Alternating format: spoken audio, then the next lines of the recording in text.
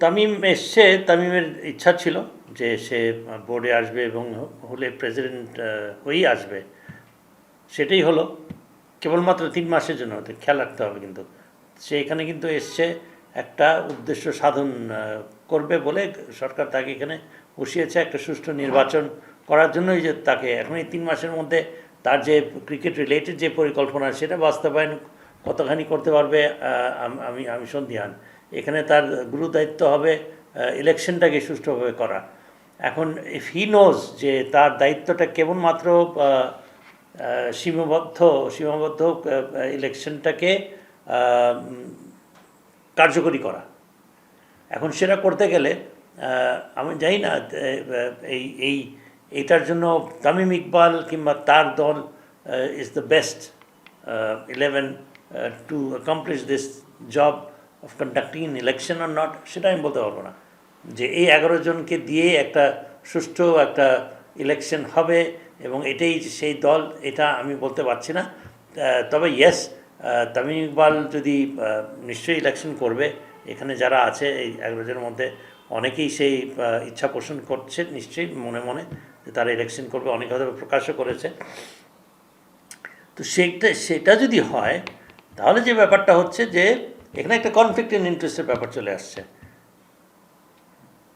যে আমি বোর্ডে থাকতে থাকতে আমি নিজের উদ্দেশ্য সাধন করব বলে আমি একটা ভালো একটা প্ল্যাটফর্ম পেয়েছি এবং সেটাই আমি করব।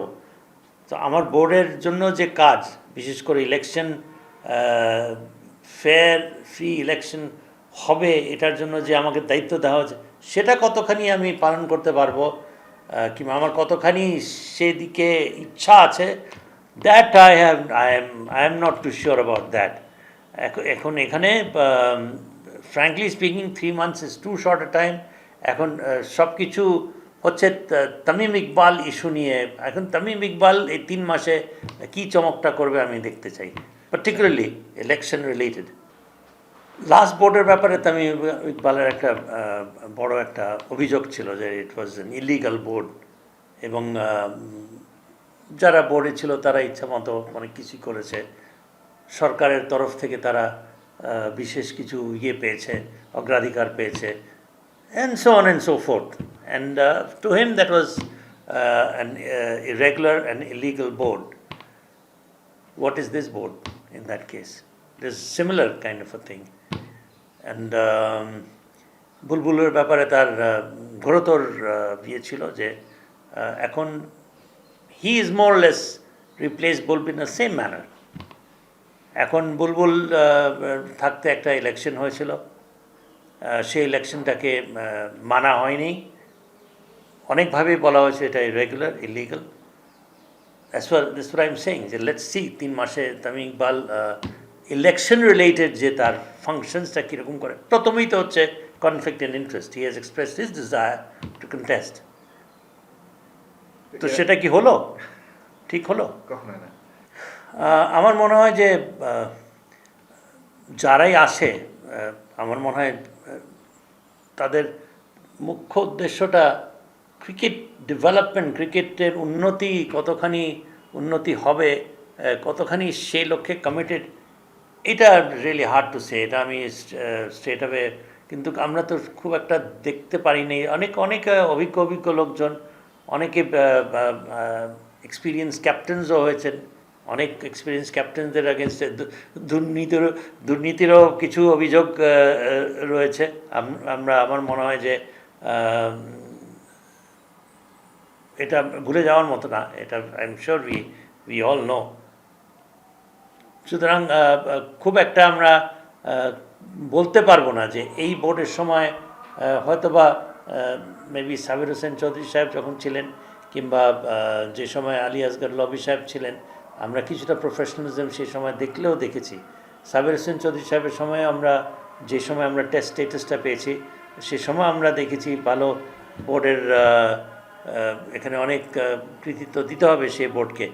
একটা বোর্ড যে কাজ করেনি তা না, বাট ওভারঅল আমি মনে করি যে ভালো কাজ যে কোনো বোর্ডই করেনি সেটা আমি বলছি না, but I think fully committed. এবং কারণ এই জন্য বলছি যে ক্রিকেট যেটা যেটা ছিল 30-40 বছর আগে এখন তাই আছে, 20-30 বছর আগে তাই আছে। এখানে আমরা র্যাঙ্কিং যে লোয়েস্ট, এবং আমরা আমার মনে হয় এমন কোনো কিছু ইন্টারন্যাশনাল ক্রিকেটে at the end of the day it is what we perform on cricket field, that's what matters. আমরা হয়তো বা 3-4টা প্লেয়ারের জন্য আজকে যেটা বলি আমরা পঞ্চপাণ্ডব অর হোয়াটএভার, আজকে তাদের যদি একটা আমরা একসাথে কন্ট্রিবিউশন যদি না দেখতাম, আমরা আজকে হয়তো বা এই পর্যায়ে পৌঁছাতে পারতাম না।